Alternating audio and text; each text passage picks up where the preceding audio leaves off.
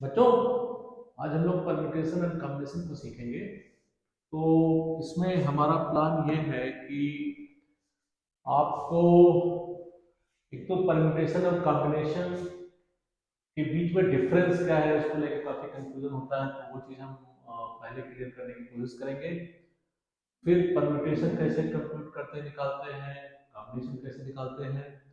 Then एक fundamental counting principal भी आता है, वो क्या है उसको भी जानेंगे। So first thing is permutation and combination है क्या, उसके बीच में डिफरेंस क्या है। तो अगर आप एग्जांपल लें, सपोज कीजिए हम 3 अल्फाबेट लेते हैं, CAT, कैट। एंड इसको इन अल्फाबेट को आपस में चेंज करके फिर से अरेंज करते हैं, तो सपोज कीजिए हमने लिख दिया एक ACT, एक्ट। तो 2 अलग अलग वर्ड हो गए। तो जहां पे ये बोला जाए कि आर्डर, वर्ड जब बना रहे हो तो आर्डर इंपॉर्टेंट है। जो भी ये एलिमेंट है इनके आर्डर इंपॉर्टेंट है, क्योंकि आर्डर आपने चेंज कर दिया। CAT में अगर आपने K को इधर ले आया, C को यहाँ ले आया, T वहाँ ले गया, तो ACT बन गया, एक्ट बन गया, तो वर्ड दूसरा बन गया। तो आर्डर इज इंपॉर्टेंट। तो ये जो है ये जो 3 आपने अल्फाबेट ऐसे लिखे और ये 3 अल्फाबेट लिखे, तीनों में आर्डर इंपॉर्टेंट है। तो ऐसी सिचुएशन में इनको 2 परम्यूटेशन बोला जाएगा। इनको परम्यूटेशन क्या है, 2 परम्यूटेशन है। कॉम्बिनेशन क्या होता है, कॉम्बिनेशन होता है जिसमें आर्डर इंपॉर्टेंट नहीं है। तो अगर इसमें बोला जाए कि कॉम्बिनेशन कितने होंगे, तो कॉम्बिनेशन के अनुसार 3 अल्फाबेट का कुछ आपने ग्रुप बना लिया, वो चाहे आपने CAT बनाया या ACT बनाया, ये ग्रुप है 3 अल्फाबेट का ग्रुप है जिसमें आपने ग्रुप बना लिया। पर उसमें कोई, हम ये कहें कि इसमें अगर हम कहें कि आर्डर इंपॉर्टेंट नहीं है, तो ऐसे केसेस में क्या होगा, कॉम्बिनेशन इसके बनी होंगे। मीन्स CAT और ACT 3 अल्फाबेट्स का जो ये ग्रुप होगा, ये बेसिकली एक ही माना जाएगा। अगर हम ये कहें कि इसमें कोई आर्डर इंपॉर्टेंट नहीं है, तो वो एक ही काउंटिंग होगी, तो इसको एक कॉम्बिनेशन एक ही बोला जाएगा। इसको अगर इस तरह से भी समझें कि हमने 4 अल्फाबेट लिए, ABCD, 4 अल्फाबेट लिए, और इसको हम कहें कि 4 अल्फाबेट से हम 2 अल्फाबेट सेलेक्ट करेंगे और 2 अल्फाबेट सेलेक्ट करेंगे, तो देखेंगे कितने टाइप के वर्ड बन सकते हैं, पॉसिबल हैं। तो देखिए हम लोग बनाने की कोशिश करते हैं। 4 में से 2 अल्फाबेट हम सेलेक्ट कर रहे हैं और देखते हैं कितने टाइप के वर्ड पॉसिबल हैं। तो अभी देखिए कैसे बनेगा। अगर हम पहले वाला A चूज करें, फिर एक B हो सकता है, A के साथ C हो सकता है, A के साथ D हो सकता है।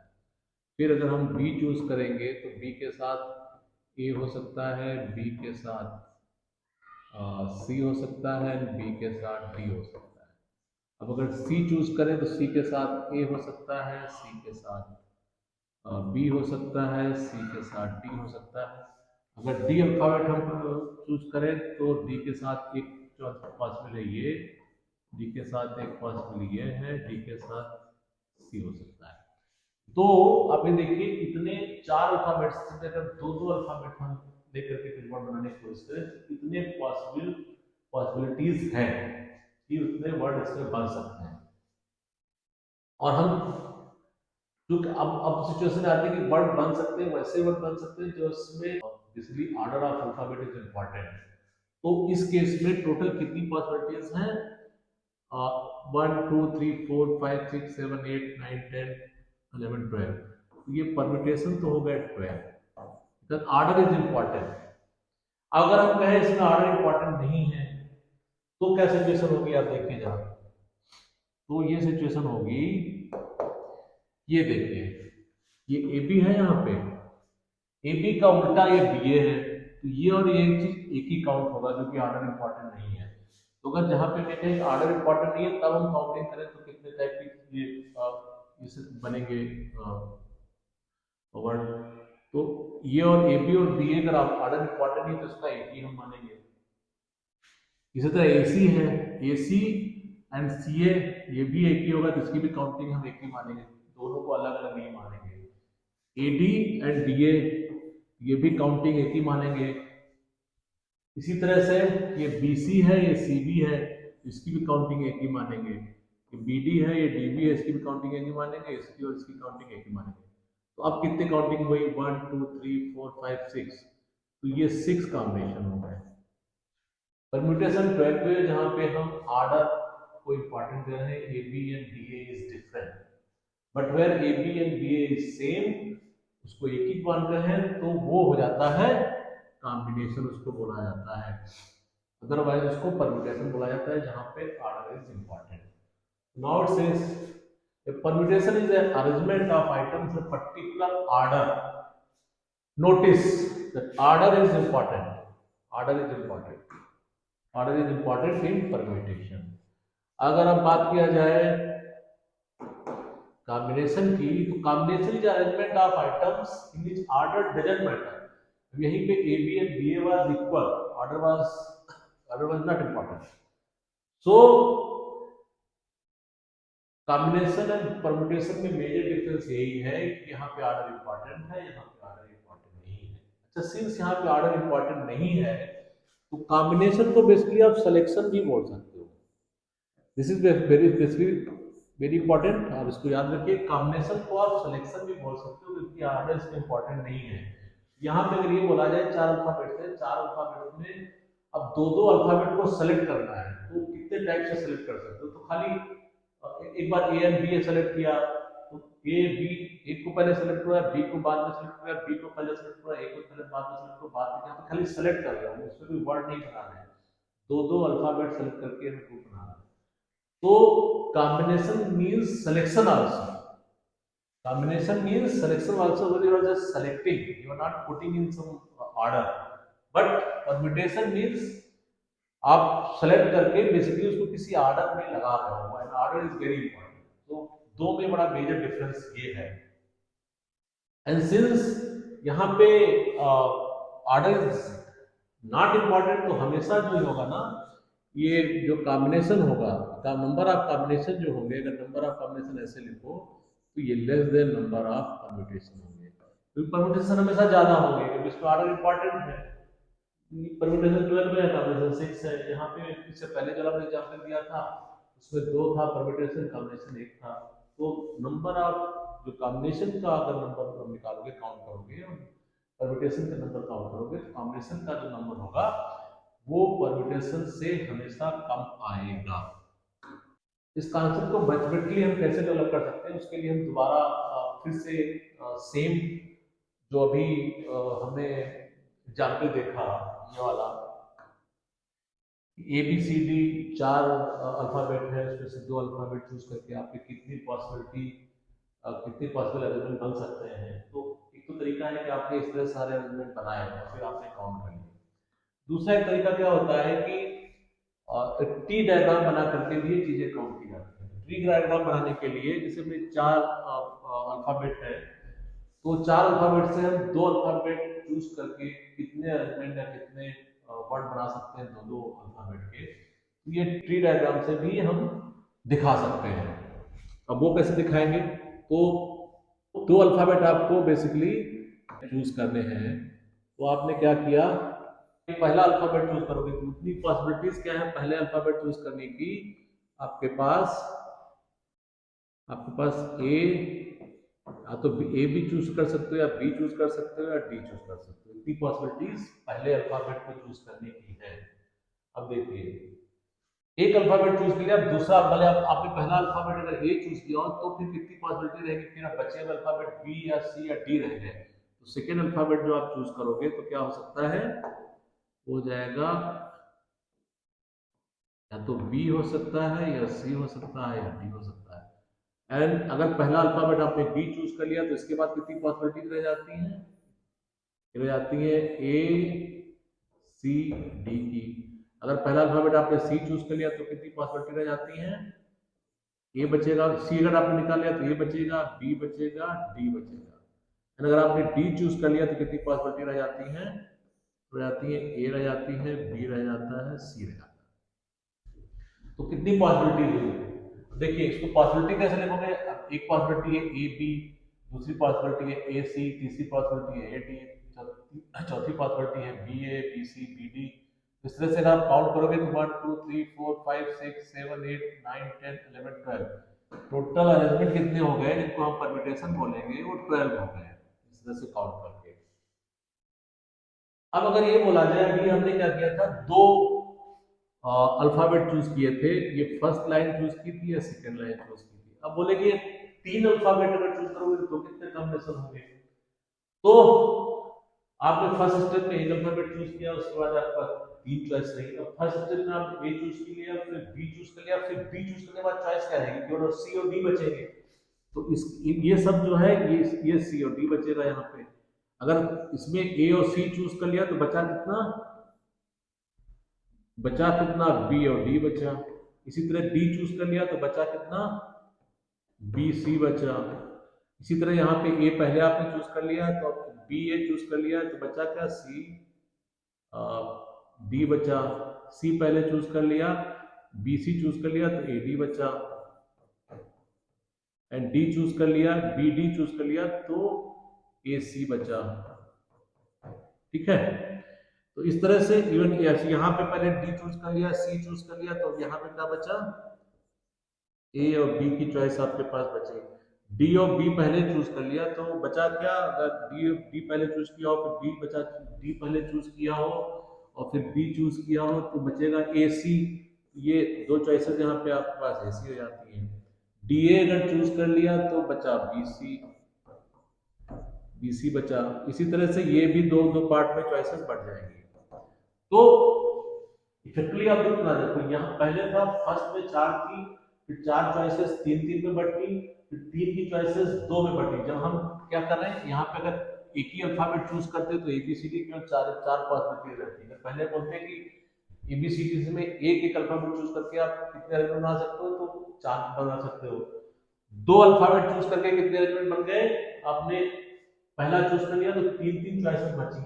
ए चूज कर लिया तो बी सी डी बचा, बी चूज कर लिया तो ए सी डी बचा। अगर आप बोले तीन अल्फाबेट चूज करें, यहाँ पे लिखो तीन अल्फाबेट चूज करें तो कितनी पॉसिबिलिटीज है? तो पहले आपने ए चूज किया तो बी सी डी बचा, अगर आपने बी चूज कर लिया, ए चूज कर लिया, बी चूज किया तो सी, फिर पॉसिबिलिटी सी बाई सी और डी बनेगी। तो इस तरह से पॉसिबिलिटी बढ़ती जा रही है। एंड देन अगर आपने फाइनली चारों कहा कि चारों का अरेंजमेंट कितना हो सकता है, एबीसीडी के चारों अल्फाबेट आपने चूज कर लिए तो कितने अरेंजमेंट बचे? ए और बी सी आपने चूज कर लिया तो इसके बाद फिर बी बचा खाली। ए बी डी चूज कर लिया तो इसके बाद फिर एक एक पॉसिबिलिटी सारी बचती है, ये बचेगी सी। इनमें सब में बाद में एक एक पॉसिबिलिटी, ए सी बी चूज कर लिया तो डी बचा, ए सी डी चूज कर लिया तो डी बचा। तो लास्ट में फिर सबकी एक एक पॉसिबिलिटी सबकी फिर बढ़ता रह जाती है। हर टीम में फर्दर एक ही ब्रांचिंग होगी इसमें। ठीक है, अब द इम्पॉर्टेंट पॉइंट जो है वो आप समझने की कोशिश करिए। ऐसा लिख लेते हैं कि टोटल अल्फाबेट है n इक्वल टू 4। आपने पहले का एक एक अल्फाबेट खाली चूज करना है तो पॉसिबिलिटी कितनी हो जाएगी? परम्यूटेशन हो जाएंगे 4। ठीक है, अब अगर दो अल्फाबेट चूज करोगे r इक्वल टू 2 हो जाएगा। अगर यहाँ पे दो अल्फाबेट चूज करो तो परम्यूटेशन कितने हो जाएंगे? आप काउंट कीजिए। ये चार थे, हर परम्यूटेशन में तीन तीन बढ़ गया तो क्या हो गया? चार, ये तीन में बढ़ गया, ये भी तीन में बढ़ गया तो 4 इंटू 3 हो गया। ये परम्यूटेशन क्या हो गया? 4 इंटू 3 हो गया, दैट इज 12। फिर ये फर्दर अगर तीन तीन अल्फाबेट आपको चूज करने हो तो ये देखिए हर परम्यूटेशन और ये जो नंबर थे और दो दो पार्ट बढ़ गए। तो ये जहां तक ये जितने आए होंगे उसमें फिर हर ब्रांच दो में बढ़ गई तो फिर फर्दर क्या हो जाएगा? अगर तीन अल्फाबेट लोगे तो परम्यूटेशन कितना हो जाएगा? 4 इंटू 3 इंटू 2। अब अगर चारों ले लोगे तो लास्ट में ब्रांचिंग फर्दर बनी है तो हर ब्रांच एक ही बार में डिवाइड होती है। तो अगर r इक्वल टू 4 हो जाता है तो p इक्वल टू क्या हो जाता है? 4 इंटू 3 इंटू 2 इंटू 1। तो ये अगर कंसेप्ट समझ में आ गया तो फर्दर जो हम डेवलप करने जा रहे हैं, ये तो हमने 4 अल्फाबेट के लिए किया था, 4 अल्फाबेट के लिए लिया था। तो पहली चॉइस थी 4।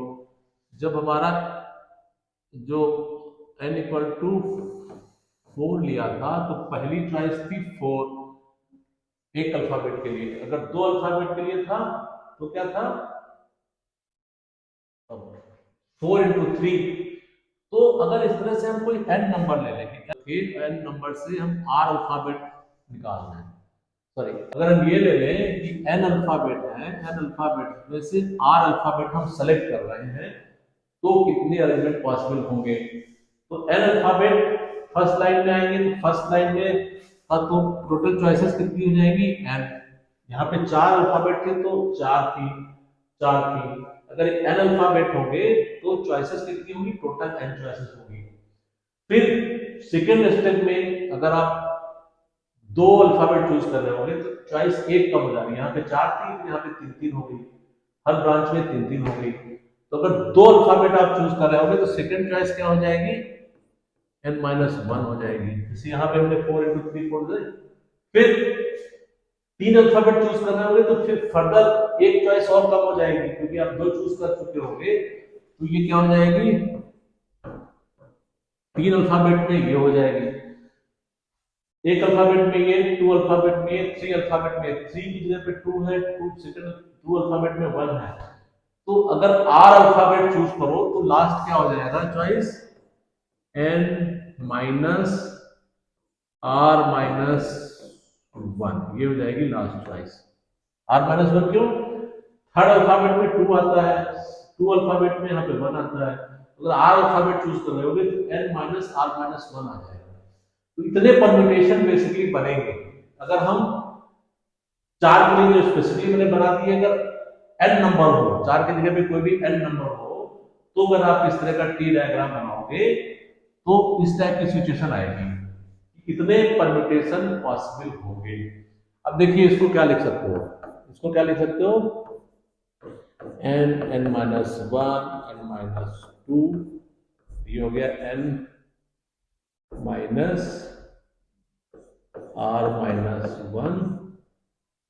है, ये हो गया। इसके बाद हम मल्टीप्लाई करें n-r, नीचे से डिवाइड करें n-r, ओके। फिर इसमें मल्टीप्लाई करें n-r-1, तो डिवाइड भी उतने से करते चले जाए, ठीक है। तो एंड अप टू इसी तरह से ऊपर मल्टीप्लाई करते जाए, नीचे अप टू जो है 1 एंड अप टू 1, ऊपर नीचे हमने सब डिवाइड कर दिया, मल्टीप्लाई ऊपर नीचे हमने सब मल्टीप्लाई कर दिया, नीचे से डिवाइड कर दिया। तो इसको आप देखिए क्या लिख सकते हो, ऊपर तो फैक्टोरियल n हो जाएगा, नीचे हो जा रहा है फैक्टोरियल n-r। इसको क्या लिखते हैं, this is equal to n-p-r। तो ये फॉर्मूला उस चीज का आ गया कि n अगर अल्फाबेट है उसमें r अल्फाबेट चूज करते हो तो उसके कितने पॉसिबल अरेंजमेंट हैं। तो ये होता है परम्यूटेशन निकालने का फार्मूला, NPR। तो जैसे अभी अब मैंने क्या किया था कि 4 अल्फाबेट थे, 4 अल्फाबेट थे, उसमें से हमने क्या किया था, r इक्वल टू 2, दो अल्फाबेट निकाल के अगर हमें अरेंजमेंट निकालना था तो कैसे निकालोगे, 4p2 निकालोगे, that is equal to factorial 4 and n minus r is 4 minus 2, that is equal to 4 factorial divided by factorial 2, that is equal to 4 3 2 1 divided by 2 into 1, ये कट जाएगा तो आ जाएगा 12। तो अभी वो 12 एलिमेंट मैंने निकाल के आपको दिखाई दिए। तो दिस इज हाउ परम्यूटेशन निकालने का तरीका क्या है, NPR। अब आप चीज देखिए, अब ये तो मैंने बता दिया परम्यूटेशन निकालने का तरीका। अब अभी हमने बताया कि 3 अल्फाबेट के अगर हमने अरेंजमेंट बनाए हैं तो कितने अरेंजमेंट पॉसिबल हैं, ABC पॉसिबल है, फिर ACB पॉसिबल है, फिर BAC पॉसिबल है, फिर BCA पॉसिबल है, फिर CAB पॉसिबल है, फिर सी बी ए पॉसिबल है। तो ये टोटल 6 पॉसिबिलिटीज हैं। 3 अल्फाबेट को जब आप अरेंज करते हो, तो अगर आप सपोज कीजिए 5 अल्फाबेट से A B C D E, 5 alphabet से 3-3 अल्फाबेट लेकर के कुछ अरेंजमेंट निकाल रहे हो, तो 3-3 अल्फाबेट के अरेंजमेंट एबीसी में बनेंगे, बीसीडी में बनेंगे, सीडीई में बनेंगे, बाकी में भी बनेंगे। और वो सारे अरेंजमेंट अगर कोई 3 अल्फाबेट हो, जैसे एबीसी का मैंने एग्जांपल लिया, ये सारे अरेंजमेंट परम्यूटेशन के लिए तो अलग अलग काउंट होंगे, बट कॉम्बिनेशन में तो एबीसी कॉम्बिनेशन में मॉडल इंपॉर्टेंट होता नहीं है, तो ये सारे अरेंजमेंट एक ही काउंट होंगे। तो बेसिकली परम्यूटेशन के लिए तो ये परम्यूटेशन के लिए तो 6 काउंट होगा, पर कॉम्बिनेशन के लिए कितना काउंट होगा? कॉम्बिनेशन के लिए ये 6 जो है, 6 की जगह पे 1 काउंट होगा, 1 काउंट होगा, 6 की जगह पे 1 काउंट होगा। तो इस 6 कैसे बना? ये 3 था, 6 को क्या लिख सकते हो? 6 इज इक्वल टू, अब देखिए 3 इंटू 2, या और उसके आगे 1 भी लिख सकते हो, that is equal to basically factorial 3। तो 3 अल्फाबेट थे, 3 अल्फाबेट में आपस में फैक्टोरियल 3 अरेंजमेंट पॉसिबल है, और ये सारे अरेंजमेंट हम अगर कॉम्बिनेशन को देख रहे होंगे तो 1 काउंट होंगे। तो जो ये परम्यूटेशन का फार्मूला था P equal to N P R, इतने नंबर ऑफ परम्यूटेशन होंगे, उसमें से अगर R जो अल्फाबेट, यहाँ पे 3 अल्फाबेट की बात कर रहे हैं, R अल्फाबेट का जो आपस में अरेंजमेंट होगा उनको तो हम एक मानेंगे, क्योंकि हम यहाँ पे अब कॉम्बिनेशन की अगर बात करें, अगर कॉम्बिनेशन की बात करें, परम्यूटेशन का फार्मूला तो NPR है, बट अगर कॉम्बिनेशन की बात करें तो ये आर अल्फाबेट जो आपस में अरेंजमेंट होगा, यहाँ 3 अल्फाबेट के लिए जो आपस में अरेंजमेंट था उनको कॉम्बिनेशन के लिए हम एक ही मान रहे थे। जिससे आर अल्फाबेट का जो आपस में अरेंजमेंट होगा उसको हम एक ही मानेंगे। यहाँ पे ये इस आपस में अरेंजमेंट इसके फैक्टोरियल 3 थे, यहाँ पे आपस में अरेंजमेंट इसके क्या हो जाएंगे? फैक्टोरियल आर हो जाएंगे। इसको नया वर्ड दिया गया, इसको बोला गया एनसीआर।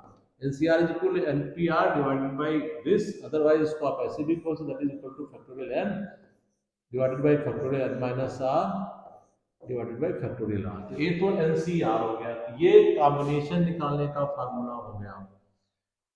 परम्यूटेशन निकालने का फार्मूला सिंपल एनपीआर होता है, और कॉम्बिनेशन निकालने का फार्मूला एनसीआर हो जाता है, क्योंकि वहां पे अरेंजमेंट आपस में जो 3 अगर वर्ड्स है तो उनके 3 अल्फाबेट अगर है, तीनों अल्फाबेट को आपस में जो अरेंजमेंट है उसको वही आप काउंट करोगे। ABC is equal to 1, but yes, ABC would be different, but ABC के आपस में कितने अरेंजमेंट है? इक्विवेलेंट, तो उतने अरेंजमेंट से आप बेसिकली डिवाइड कर दोगे, तो ये यहाँ पे 6 अरेंजमेंट जो है एक ही मान रहे हो, तो वो परम्यूटेशन को उतने अरेंजमेंट से डिवाइड करना पड़ेगा, तो कॉम्बिनेशन का नंबर ऑफ कॉम्बिनेशन आ जाएंगे। तो बेसिक कॉम्बिनेशन का फॉर्मूला आ जाता है ये। तो ये अगर समझ गए तो बहुत ही आप परम्यूटेशन कॉम्बिनेशन को समझ चुके हो, और उसमें क्वेश्चन आना आसान हो जाएगा। और फिर से हम लिखते हैं, परम्यूटेशन निकालने का क्या फार्मूला है? NPR। कॉम्बिनेशन निकालने का फार्मूला है NCR। ओके, अब एक लास्ट चीज आती है, fundamental counting principle. Fundamental concept states that if an event has m possible outcome and another independent event has n possible outcome, then there are m into n possible outcome for the two events together. अब जरा यहाँ पे फिर से हम एक step पीछे जाएंगे। यहाँ पे अगर आप ये देखें कि इसको हम थोड़ा ब्लॉक से लगाते हैं, क्योंकि 4 अल्फाबेट थे, 4 अल्फाबेट से 2 अल्फाबेट लेकर के आप कितने वर्ड बना सकते हो। दैट वाज द थिंग जिसमें हम पहले 2 अल्फाबेट तक के लिए करेंगे, केवल इतना देखेंगे, ये वाला पार्ट हम हाइड कर देंगे। 2 अल्फाबेट में लेवल तो कितनी पॉसिबिलिटी थी? 1 2 3 4 5 6 7 8 9 10 11 12। ए भी बन सकता है, एसी बन सकता है, एडी बन सकता है, बीए बन सकता है, बीसी बन सकता है, BD so on up to DC. तो 2 अल्फाबेट लेके इतनी पॉसिबिलिटीज थी। तो अब इसको तो इस तरह से देखा जाए कि हम अगर ब्लॉक्स ऐसे बनाए कि ये हम 2 अल्फाबेट बना रहे हैं, तो 2 ब्लॉक बना लिए, तो 2 ब्लॉक बना लिए। तो फर्स्ट ब्लॉक अगर हमें भरना है तो हमारे पास कितनी चॉइसेस हैं? 1 2 3 4। फर्स्ट अल्फाबेट में 4 चॉइसेस हैं भरने की। जब हमने एक अल्फाबेट चूज कर लिया, बचे कितने, तीन, तीन चॉइसेस बची। सेकंड ब्लॉक हो गया 3 भरा, तो टोटल पॉसिबल परम्यूटेशन कितने हो गए, 4 into 3 that is equal to 12। ये हमने यहाँ पे करके भी दिखाया था कि ये 4 है, उसके बाद हर ब्रांच को 3 पार्ट में ढूंढ रहा, तो 4 इंटू 3 हो जाएगा, तो टोटल 12 हो गए। तो फर्स्ट इवेंट की फर्स्ट फर्स्ट जो आप इवेंट थी कि आप एक अल्फाबेट चूज कर रहे थे, तो उसके तरीके क्या थे, 4। दूसरी इवेंट थी जिस कि आप अनदर अल्फाबेट चूज कर रहे हो, उसके तरीके फर्दर क्या थे, 3। तो अगर दो दो इवेंट साथ साथ होगी तो तरीके क्या हो जाएंगे, 4 into 3। That's what this fundamental counting principle says. If an event has m possible ways, another event has n possible ways, तो possible outcome for the two events would be। अब अगर आप इसको क्वेश्चन को इस तरह से देखें कि सपोज कीजिए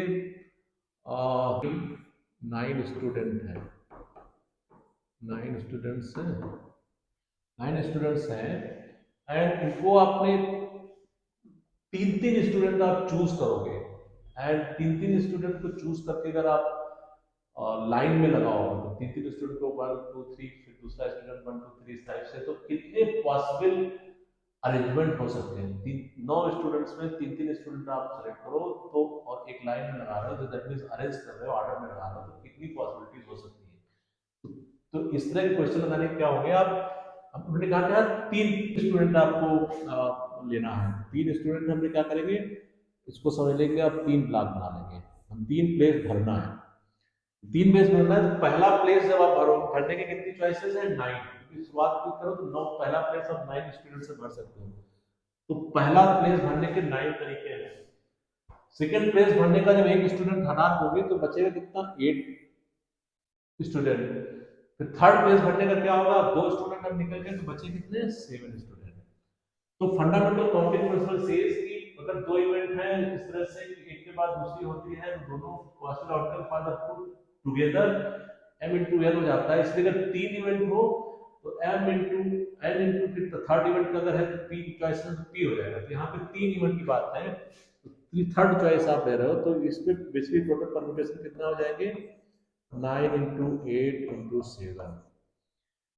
काउंट करोगे तो तरीका हो जाएगा। फिर आप ऐसे भी निकाल सकते हो, पर जैसे ये फॉर्मूला से अगर निकालोगे तो कैसे हो जाएगा, ये हो जाएगा 9 student and r equal to क्या हो जाएगा, 3 आप चूज कर रहे हो, तो ये क्या हो जाएगा 9p3। इससे निकालोगे तो क्या हो जाएगा, फैक्टोरियल 9 फैक्टोरियल 9 माइनस 3, कितना हो जाएगा 9 8 7 फैक्टोरियल 7, 9 माइनस ये हो गया फैक्टोरियल 6।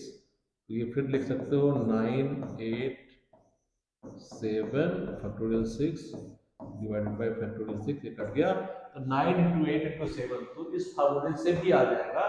बट ये फंडामेंटल प्रिंसिपल से भी अगर निकालना चाहोगे काउंटिंग प्रिंसिपल से, तो भी ये तरीका है, ये तरीका टी डायग्राम से भी आया है, ब्लॉक डायग्राम उसका भी, अगर ब्लॉक बनाने का तरीका सोच सकते हो उससे भी कर सकते हो, टी डायग्राम कर सकते हो, ब्लॉक से कर सकते हो, इससे कर सकते हो, या जो वो तरीका है कि आप एकदम बेसिक बेसिक उसमें कि भाई अगर 9 स्टूडेंट है तो 9 स्टूडेंट के अरेंजमेंट आप तीन तीन स्टूडेंट सेलेक्ट करो, सब A B C D E F G H I, कितने स्टूडेंट हो गए, अब तीन तीन स्टूडेंट सेलेक्ट करो, फिर उनका बनाना शुरू करो कि ए बी सी अगर लोगे तो क्या होगा, ए सी बी क्या होगा, इस तरह हो जाएगा, फिर बी बी ए सी हो जाएगा, इस तरह के सारे लिखो, फिर निकालो, तो बहुत सारे मतलब पूरा आपका पेज भर जाएगा, उसका गलती भी हो जाएगा।